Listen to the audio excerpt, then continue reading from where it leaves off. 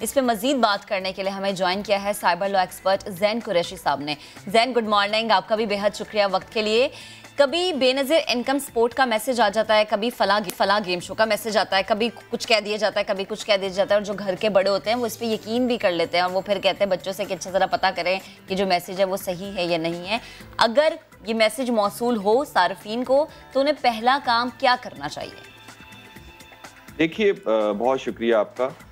सबसे पहले मैं समझता हूँ कि जो फाइनेंशियल फ्रॉड्स के अंदर जो सबसे पहला जो तरीकेकार अपनाया जाता है वो जैसे आपने बताया कि इस तरह एक मैसेज जो है वो रिसीव होता है और साथ ही बाज़ औक़ात या तो कोई टेक्स्ट मैसेज किया जाता है या फिर कॉल करके पूछा जाता है कि आपको इस तरह गलती से जो है एक मैसेज रिसीव हो गया, वो आप हमारे साथ कोड शेयर कर दें।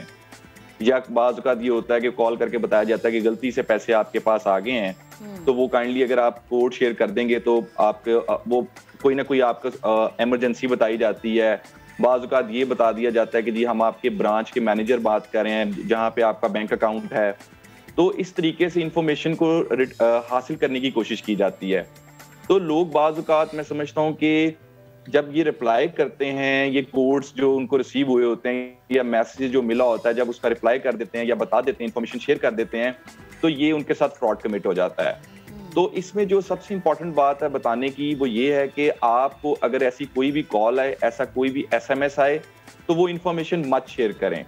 और इसमें जो सबसे ज्यादा जो मैं समझता हूँ कि जो आजकल जो फ्रॉड कमिट किया जा रहा है वो ये किया जा रहा है कि एक तो एटीएम का बताया जाता है कि जी आपका कार्ड जो है वो ब्लॉक हो गया है, और दूसरे नंबर पे ये कहा जाता है कि जी आपका इनाम निकला है और उसके लिए हमें आपकी इन्फॉर्मेशन चाहिए। और इन्फॉर्मेशन के अंदर जो इन्फॉर्मेशन पूछी जाती हैं वो सबसे जो अहम इंफॉर्मेशन होती है वो ये होती है कि आपका बैंक अकाउंट नंबर क्या है, आपकी वालदा का नाम क्या है, आपका CNIC क्या है। और जब आप ये सारी इंफॉर्मेशन उनको बता देते हैं तो उसके बाद क्या होता है कि ये फ्रॉड कमिट होता है। तो आगाही के लिए मैं समझता हूँ कि सबसे पहले और सबसे अहम बात यह है कि ऐसी कोई भी इंफॉर्मेशन जो आपके बैंक अकाउंट से मुतल्लिका हो, आपकी पर्सनल इंफॉर्मेशन, ये किसी के साथ, चाहे वो आपका कोई दोस्त क्यों ना हो, उसके साथ शेयर मत करें।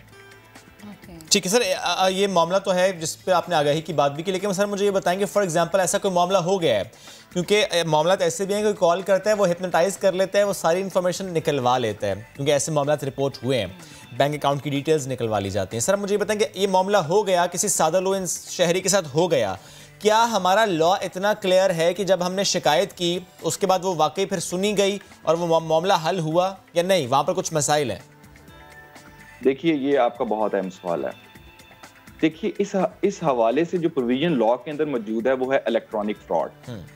अब इलेक्ट्रॉनिक फ्रॉड के अंदर जो सजा है वो 2 साल है, और जो बताने की जरूरत है वो ये है कि ये बेलेबल ऑफेंस है।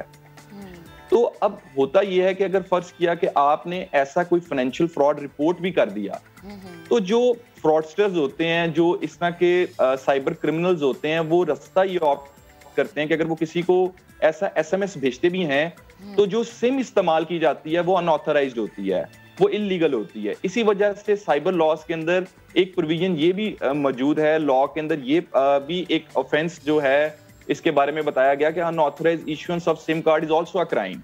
तो देखा ये गया कि जो ज्यादातर फाइनेंशियल फ्रॉड्स कमिट किए जाते हैं वो जिन सिम्स के थ्रू किए जाते हैं वो अनऑथराइज्ड होती हैं।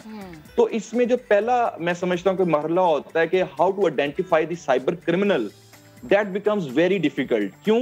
क्योंकि इसमें जो सिम इस्तेमाल की जा रही है वो अनआइडेंटिफाइड है, वो अनरजिस्टर्ड है, और अगर रजिस्टर्ड भी है तो वो जिस शख्स के नाम पे रजिस्टर्ड है वो शख्स वो है ही नहीं जो ये क्राइम कमिट कर रहा है। तो यहाँ जो आपने कानून के हवाले से बात की, तो मैं समझता हूँ कि एक तो इसमें सजा बढ़ाने की जरूरत है। दूसरा मैं ये समझता हूँ कि जब बायोमेट्रिक वेरिफिकेशन का जो सिस्टम है वो मौजूद है, उसके साथ साथ जो कस्टमर्स हैं, जो यूजर्स हैं, उनको भी कुछ मैं समझता हूँ कि हदायत और अवेयरनेस देने की जरूरत है कि वो भी ये चेक करें अपनी मुतलका किसी फ्रेंचाइज पे जाके जो नियर बाय उनके घर के करीब हो, कि वहां पर ये चेक कर सकते हैं कि क्या कोई दूसरी सिम्स तो ऐसी नहीं है जो उनके नाम के ऊपर रजिस्टर्ड करवा दी गई हैं। क्योंकि आजकल जो एक साइबर क्रिमिनल्स की तरफ से रास्ता ऑप्ट किया गया वो ये भी है कि वो अब वो क्या करते हैं कि फेक डेथ सर्टिफिकेट्स के थ्रू सिम कार्ड्स को रजिस्टर्ड करवा देते हैं उन लोगों के नाम के ऊपर जिनका उस सिम से कोई ताल्लुक नहीं, जो ऑलरेडी उन सिम्स को इस्तेमाल कर रहे होते हैं।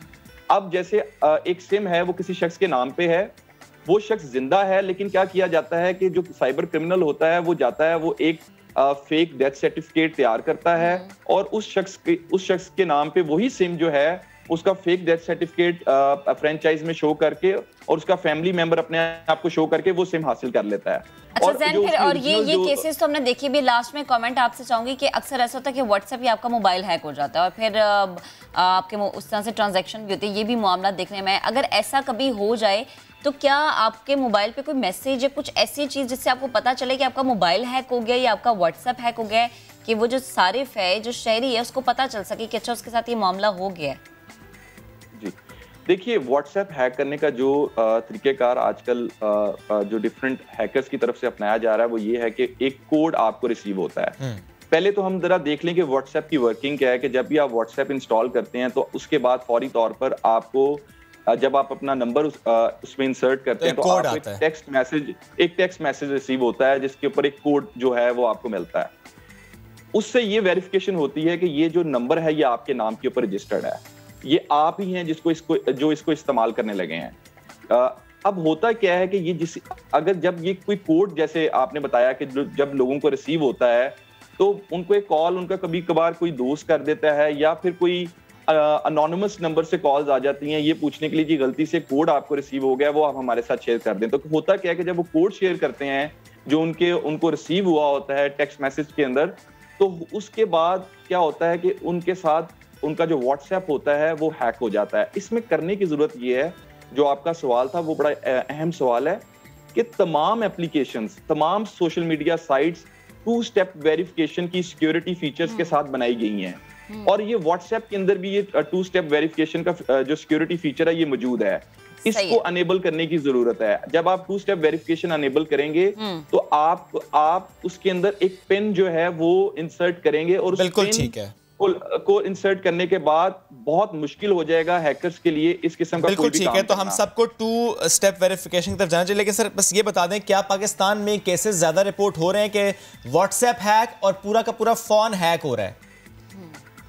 व्हाट्सएप हैकिंग के जो केसेस हैं वो नो डाउट बहुत ज्यादा जो हैं वो रिपोर्ट हो रहे हैं। और पूरा का पूरा फोन हैक हो जाना ये रिपोर्ट हो रहा है सर पाकिस्तान में? बिल्कुल सर, बिल्कुल हो रहा है, क्योंकि देखें हमारे जो बहुत सारे जो फोन्स हम इस्तेमाल कर रहे हैं वो डायरेक्टली जो हैं वो कनेक्टेड हैं विद डिफरेंट जो है वो आपको ईमेल अकाउंट्स के साथ वो कनेक्टेड हैं। वो डिफरेंट हमारे जो नंबर्स हैं वो सोशल मीडिया साइट्स के साथ कनेक्टेड हैं। बिल्कुल, इसलिए एहतियात करनी चाहिए ना शहरियों को कि अगर कुछ भी ऐसा हो तो आप बाखबर रहें। ये ना हो कि कोई भी आपसे कुछ पूछ रहा है फौरन से उन्हें अपनी इन्फॉर्मेशन दे दे। ज़ैन कुरैशी साहब, बेहद शुक्रिया आपके वक्त। शहरियों ने इससे इस्तेफादा भी हासिल किया होगा।